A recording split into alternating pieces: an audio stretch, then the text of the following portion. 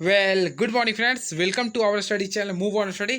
तो फ्रेंड्स, आज मैं आप लोग के सामने जेएसएससी ग्रेजुएट लेवल का जो पेपर हुआ था फ्रेंड्स, यानी कि 6 to 8 का जो टीचर का एग्जामिनेशन हुआ था फ्रेंड्स, यानी झारखंड सहायक आचार्य, उसके रिगार्डिंग जो फ्रेंड्स 14 जुलाई को शिफ्ट नंबर 2 में जो क्वेश्चन पूछा गया था हिंदी के रिगार्डिंग में, वो मैं क्वेश्चन केवल आप लोग को मैं दिखाने जा रहा हूँ और क्वेश्चन का आंसर क्या दिया आप लोग देख लीजिए।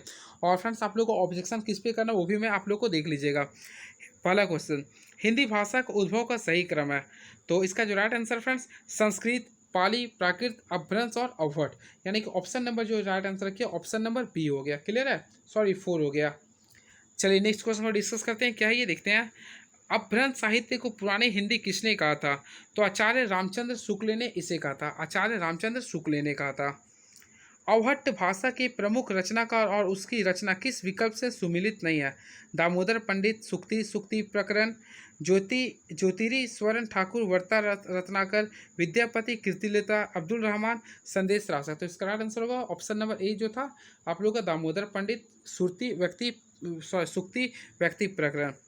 अब देख लीजिए फ्रेंड्स, ये आप लोगों का क्वेश्चन दिया था। डिंगल व्यक्ति की व्युत्पत्ति डिल प्लस गल से मानी जाती है। डिम का अर्थ होता है डमरू की ध्वनि और गल का अर्थ होता है गला होता है। डमरू की ध्वनि युद्ध में वीरों की आह्वान करती है।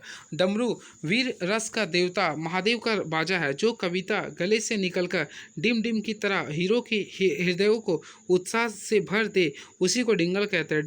डिंगल भाषा की व्युत्पत्ति के उस संबंध में यह मत किस विचारक है? तो ऑलरेडी फ्रेंड्स पढ़े होंगे, पुरुषोत्तम स्वामी का था ये। वाक्यों की रचना और सौंदर्य में वृद्धि के लिए किस प्रकार की भाषा का विविध अलंकार, छंद और उपमा का प्रयोग होता है? तो ऑलरेडी आप लोग पढ़े होंगे, इसका राइट आंसर होगा रचनात्मक होगा। क्या होगा? रचनात्मक भाषा का होगा। चलिए नेक्स्ट क्वेश्चन, निम्नलिखित में कौन विकल्प राजभाषा और राष्ट्रभाषा के बीच सही अंतर नहीं है? तो देखिए राइट आंसर लिख रहा, राजभाषा का शब्दावली बृहत होती है जबकि राष्ट्रभाषा की शब्दावली सीमित होती है। निम्नलिखित में कौन सा विकल्प संपर्क भाषा के महत्व के संबंध में सही नहीं है? तो इसका राइट आंसर लिखा व्यापार और रोजगार के बाधक हो गया। निम्नलिखित में कौन सा विकल्प संचार भाषा के महत्व से संबंध में नहीं है? तो फ्रेंड्स का राइट आंसर होगा, देखिए विचारों और ज्ञान का संवहन हो गया। निम्नलिखित में कौन सा शब्द तत्सम नहीं है? तो इसका राइट आंसर हो गया निठुर। निम्नलिखित प्रश्न में 4 विकल्प दिए गए हैं जिनमें से एक शब्द नीचे दिए गए शब्द का सही तद्भव रूप है, उसे चुनिए। यानी कि पितृ सुरसा का बोलना था, इसका राइट आंसर होता है बुआ। निम्नलिखित में से कौन सा विकल्प में तत्सम तद्भव शब्द की जोड़ी सही नहीं है? पितृ पिता, पित पिता, अपित पीला, नापित नाई, परियक घाटे। तो इसका राइट आंसर हो गया परियक पाटे। पोखर में कमल खिले हैं, वाक्य में रेखांकित शब्द के लिए उचित तत्सम शब्द चुनिए। तो इसका राइट आंसर हो गया पुष्कर। पंचदश, वलुका, परपट आदि शब्द कौन सा शब्द है? तो ये सब सभी शब्द है तत्सम। भतीजा का तत्सम शब्द बताइए। तो भ्रचा, भू, भ्रद या भ्रात्रा। तो भ्रंजा हो गया। निम्नलिखित में दिए गए विकल्पों में से तद्भव शब्द का चयन करें। तो सृष्टि, सातुल, मुट्ठी या सूसक। तो मुट्ठी हो गया। नेक्स्ट, मरकटी का तद्भव शब्द बताइए। तो इसका राइट आंसर लिख रहा मकड़ी। चिड़िया, ठर्रा, तोंद आदि शब्द कौन से शब्द हैं? तो फ्रेंड्स का राइट आंसर लिख रहा देशज हो गया। गुलाब, गोश्त, चाबुक आदि शब्द कौन से शब्द हैं? तो फ्रेंड्स ऑलरेडी आप लोग पढ़े होंगे, गुलाब जो होता है आप लोग का विदेशज होते हैं। निम्नलिखित विकल्पों में से देशज शब्द का चयन करें। तो मुर्गा, ठीर, ठुमरी या खरगोश। तो राइट आंसर जो होगा इसका ठुमरी हो गया। क्लियर है। चलिए नेक्स्ट क्वेश्चन डिस्कस करते हैं। नीचे दिए गए विकल्पों में से विदेशज शब्द का चयन करना है। किशमिश, डाव, झाड़, चाशक। तो ऑलरेडी आप लोग मार सकते हैं इसे किशमिश, ये काफ़ी इजी क्वेश्चन था ये। चलिए नेक्स्ट क्वेश्चन मैं डिस्कस करता हूँ।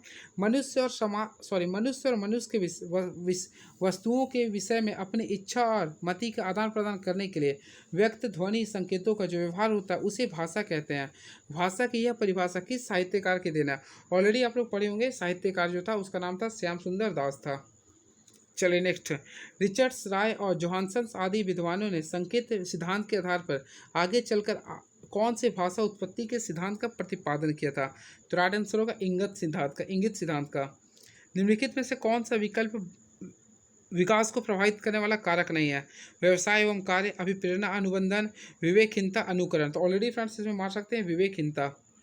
जब दो एक ही प्रकार की ध्वनियाँ धीरे धीरे असमान होकर विषमता में बदल जाएं तब इसे ध्वनि परिवर्तन की कौन सी दिशा कहते हैं?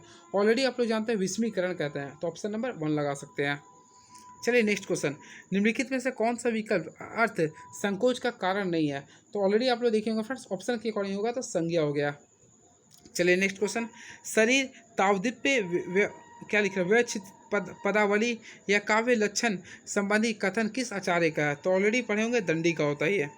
शक्ति निरपुतता लोक काव्य शास्त्राधवे छतत्र काव्य शिष्याभ्यास इति हेतु स्तुदे क्या लिख रहा फ्रेंड्स, उपयुक्त काव्य हेतु संबंधी मत किस आचार्य का है? तो आचार्य मसमट लिख रहा। किस भारतीय साहित्यकार ने मानव कल्याण का काव्य प्रयोजन माना जाता है? तो हजारी प्रसाद द्विवेदी को, हजारी प्रसाद द्विवेदी ने। किस भारतीय साहित्यकार ने मानव कल्याण को काव्य प्रयोजन माना है? तो हजारी प्रसाद द्विवेदी ने। राधा पुस्तक पढ़ती, इस वाक्य में कौन सा शब्द शक्ति है? तो राइट आंसर लिख रहा अभिधा शब्द शक्ति। सुबह से 8 बज गए हैं, इस वाक्य में कौन सी शब्द शक्ति है? तो व्यंजना शब्द शक्ति। किस रस का अस्थाई भाव रति है? तो श्रृंगार रस हो गया। श्रृंगार रस के कौन से 2 पक्ष होते हैं? तो संयोग और वियोग हो गया। अस्थाई भावों को जागृत करने के कारणों कारकों को क्या कहते हैं? ऑलरेडी से विभाव कहते हैं। निम्नलिखित पंक्तियां किस छंद का उदाहरण है? बुरा जो देखन मैं चला, बुरा ना मिलिया कोई, जो दिल खोजा अपना, मुझसे बुरा ना कोई। तो ये जो है दोहा का है। ये दोहा और सोरठा किस प्रकार का छंद होता है? तो ये अर्धमात्रिक छंद होता है, अर्धमात्रिक छंद होता है। निम्नलिखित में से सममात्री छंद कौन सा है? तो सममात्री जो छंद होता है इसमें राइट आंसर होगा चौपाई हो गया। चलिए नेक्स्ट क्वेश्चन। उपमा अलंकार के कितने अंग होते हैं? तो उपमा अलंकार के कुल 4 अंग होते हैं। मैया मैं तो चांद खिलौना लेहू रेखांकित पद में कौन सा अलंकार है? तो इसमें चांद और खिलौना के बारे में जो डिस्कस करते हैं तो इसको बोलते हैं रूपक अलंकार। चलिए नेक्स्ट क्वेश्चन। उपमेय पर उपामा उपमान का रूप होने पर कौन सा अलंकार होता है? ऑलरेडी इसमें पढ़े होंगे आप लोग, इसका राइट आंसर होता है रूपक होता है। देखिए, जहाँ किसी का वर्णन बढ़ा चढ़ा के करने में उसकी सीमा अथवा मर्यादा का उल्लंघन हो जाए वहाँ कौन सा अलंकार होता है? तो वहाँ पे जो होता है अलंकार अतिशयोक्ति होता है। काव्य का विषय धार्मिक तथा नैतिक होना चाहिए, उसमें देवताओं और शिष्ट राष्ट्रवीरों का वर्णन होना चाहिए। यह काव्य विषय संबंधी मत किसका है? तो प्लेटो का है। काव्य गुणों में सूक्ष्म परीक्षण, संवेदनशीलता, कल्पना, चिंतन, पुनः निरीक्षण आदि को किस पाश्चात्य विचारक ने आवश्यक माना है? तो इसका राइट आंसर हो गया वर्ड्सवर्थ हो गया। क्लियर है? चलिए नेक्स्ट क्वेश्चन। ऐतिहासिक आलोचना, व्यक्तित्व आलोचना, वास्तविक आलोचना, उपयुक्त साहित्य आलोचना में के 3 प्रकार किस पाश्चात्य विचारक के बतलाए गए हैं? तो राइट आंसर हो गया मैथ्यू अर्नल्ड हो गया। इच्छाओं की संतुष्टि का संबंध रिचर्ड्स किस सिद्धांत से है? तो मूल सिद्धांत को हो गया राइट आंसर। टी.एस. एलियट का कौन सा सिद्धांत परंपरा के सिद्धांत की आगे की कड़ी है? तो फ्रेंड्स का राइट आंसर लिख रहा नी व्यक्तित्व का सिद्धांत लिख रहा है। ये सब क्वेश्चन फ्रेंड्स आप लोग का सीजीएल में आप लोग का आ सकता है, इसलिए मैं डिस्कस कर रहा हूँ। क्लियर है? मेरे पास ये क्वेश्चन है, मैं आप लोग के लिए ही कर दे रहा हूँ ताकि आप लोग देख सके क्वेश्चन। नहीं तो मैं फ्रेंड्स इसके बारे में अगर पूरा अच्छा से जानता तो मैं जरूर एक्सप्लेन करता। सॉरी, मैं केवल आप लोग को दिखा रहा हूँ किस टाइप्स का क्वेश्चन पूछा गया था। निम्नलिखित में से कौन सा विकल्प डॉक्टर विनोद गोदरे और डॉक्टर भोलानाथ तिवारी द्वारा स्वीकृत प्रयोजन मूलक हिंदी का भेद नहीं है? तो इसका राइट आंसर लिख रहा वैदिक हिंदी, अमानक हिंदी, पुराणक हिंदी। सरकारी कामकाज में प्रयुक्त होने वाली भाषा को प्रशासनिक हिंदी या कार्यलीन हिंदी कहा गया है जाता है। हिंदी का वह स्वरूप जिसमें प्रशासन के नाम में आने वाला शब्द वाक्य अधिक प्रयोग में आते हैं प्रशासनिक हिंदी के संबंध यह मत किसका है? तो डॉक्टर उषा तिवारी का। जब कोई सरकारी पत्र कार्यालय ज्ञापन या ज्ञापन का एक पत्र अपने प्रसिद्धियों को भेजा जा रहा होता तो उसे क्या कहते हैं? ऑलरेडी इसे फ्रेंड्स लिख सकते हैं, इसे बोलते हैं परिपत्र। निम्नलिखित में से क्या लिख रहा? निम्नलिखित में से एक विकल्प संक्षेपण में के महत्व के संबंध में सही नहीं है।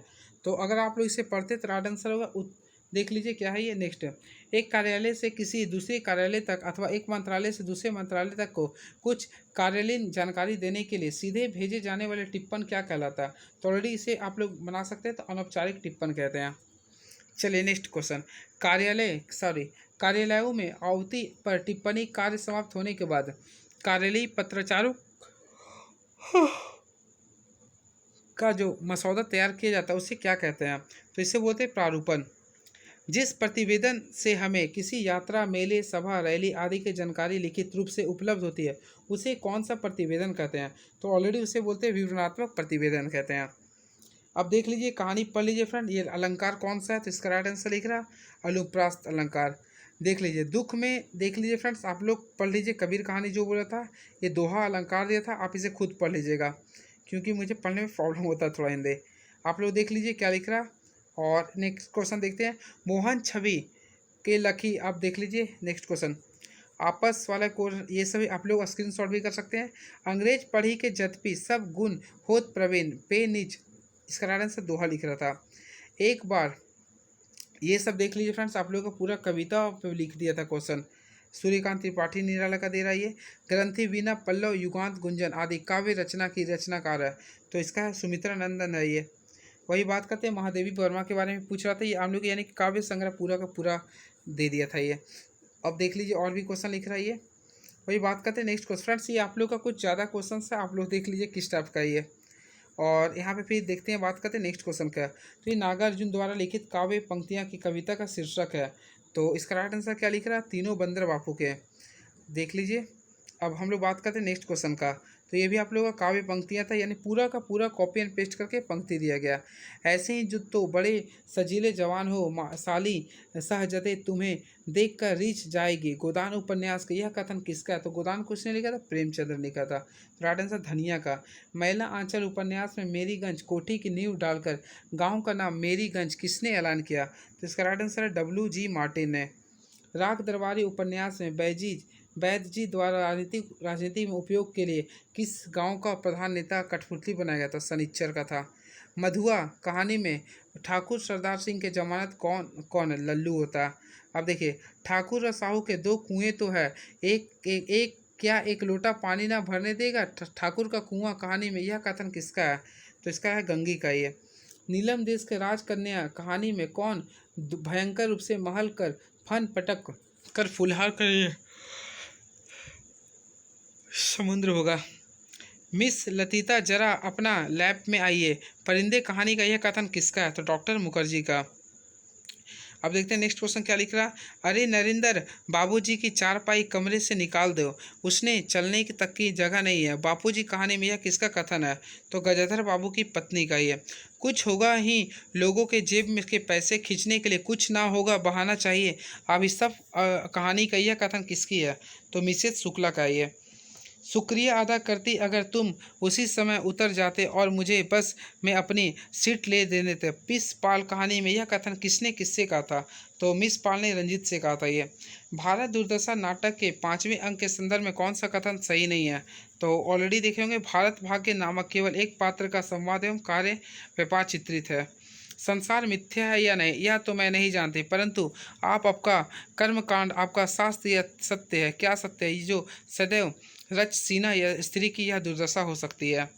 चलिए देख लीजिए कैसी बात कर रही हूँ, यहाँ पर सब लोग समझते क्या है मुझे, एक मशीन जो कि सबके लिए आटा पीस कर रात को दिन और रात को करती रहती है, मगर किसी के मन में जरा सा भी ख्याल नहीं है इस चीज़ के लिए। कैसे मैं आधी अधूरे नाटक में कथन किस पात्र है, तो राइट आंसर सावित्री का। आचार्य रामचंद्र शुक्ल ने कितने ग्रंथों के आधार पर आदिकाल को वीर गाथा नाम दिया है, तो 12 हो गया राइट आंसर। छायावाद को स्थूल के प्रति सूक्ष्म का विद्रोह किस आलोचक ने कहा है, तो राइट आंसर लिख रहा है इसका डॉक्टर नागेंद्र ने। सोना चांदी लकड़ी अन्न आदि किस शब्द किस प्रकार के संज्ञा है, तो ऑलरेडी आप लोग मार सकते हैं द्रव्यवाचक संज्ञा। अब देखिए आ चुके हैं, मैं इसके बारे में पूरा डिस्कस कर दूंगा। भाववाचक संज्ञा कौन है, जाति राष्ट्र मानव या बचपन, तो ऑलरेडी मार सकते हैं फ्रेंड्स बचपन। बचपन क्या हो गया इसमें, भाववाचक संज्ञा हो गया। चलिए नेक्स्ट क्वेश्चन, निम्नलिखित में से किस वाक्य में संबंधवाचक संबंध है, जिसे भी देखता हूँ वही दुखी है, मैं अपनी पढ़ाई करता हूँ वह स्वतः संभल गया, लोग घूमने जाते हैं, तो ऑलरेडी देखिए जिसे भी देखता हूँ वही दुखी है, तो ऑलरेडी वही सा गया, क्या हो गया, वही सा गया, संबंधवाचक हो गया। जो सर्वनाम शब्द वाक्य में कर्ता के साथ अपनेपन का बोध कराते हैं उन्हें क्या बोलते हैं, तो जो भी अपने आप को करवाते हैं उसे बोलते हैं निजवाचक। जैसे मैं अपना काम स्वयं में करता हूँ, तो स्वयं में हो गया निजवाचक सर्वनाम। मोहन सोहन को लड़वाता है, इस वाक्य में लड़वाता कौन सी क्रिया, तो देखिए जो किसी के द्वारा करवा उसे बोलते हैं प्रेरणार्थक क्रिया। नेक्स्ट, अमन कार्यालय पहुंच गया, इस वाक्य में पहुंच गया किस प्रकार की क्रिया है, तो देखिए इसके बारे में बोलेंगे तो संयुक्त क्रिया ही है। कौन सा विकल्प विशेषण का भेद नहीं है, तो ऑलरेडी फ्रेंड्स आप लोग पढ़े होंगे विशेषण के 4 प्रकार होते हैं, गुणवाचक, परिणामवाचक, संख्यावाचक, तो इसमें विशेष से ये गलत हो गया, तो ऑलरेडी ऑप्शन नंबर 1 होगा। उसका चेहरा गोल है, गोल कौन सा विशेषण है, तो गुणवाचक हो गया।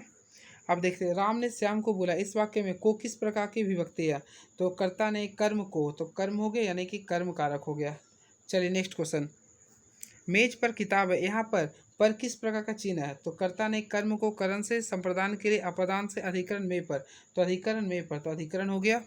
चलिए नेक्स्ट क्वेश्चन, न्यायालय में कौन सा समास? ऑलरेडी देखिए न्यायालय यानी न्याय का आलय, तो जिसमें यानी कि आप लोग का संधि विच्छेद करना पड़ता है या फिर समास का विग्रह करना पड़ता है, तो उसे हम लोग बोलते हैं, यानी जिसमें कारक का प्रयोग करते हैं उसे हम लोग बोलते हैं तत्पुरुष समास। चलिए नेक्स्ट क्वेश्चन, निम्नलिखित में कौन द्वंद्व समास का उदाहरण है? तो द्वंद्व समास यानी फ्रेंड जिसमें योजक चिन्ह होता है, तो ऑलरेडी देख सकते हैं दिन रात में हो गया, ठीक है। और ये जो लिख रहा है प्रेम सागर, तो फ्रेंड्स ये आप लोग का नहीं होगा, ये प्रेम और सागर रहता ना तो ये हो जाता। क्लियर है? तो इसका राइट आंसर होगा ऑप्शन नंबर ये। और फ्रेंड्स आप लोग ये बताइएगा ये क्या नाम मैं क्यों लिखा हूँ। चलिए नेक्स्ट क्वेश्चन, मुट्ठी में कहा करना मुहावरा का अर्थ क्या है? यानी वही वश में करना हो गया। पीठ दिखाना मुहावरे का अर्थ क्या है? यानी कि पीठ दिखाने का अर्थ होता है हार कर भाग जाना, तो ये रहा लास्ट आंसर। तो फ्रेंड्स ये आप लोग का जैसे सहायक आचार्य का मैं क्वेश्चन डिस्कस कर दिया हिंदी का, और ये क्वेश्चन आप लोग का बेस्ड ऑन खोट्ठा सॉरी बेस्ड ऑन सीजीएल भी रहेगा। तो अगर आप लोग हमारे चैनल में नए आए तो प्लीज़ हमारे चैनल को सब्सक्राइब कर लीजिए। चलिए थैंक यू सो मच।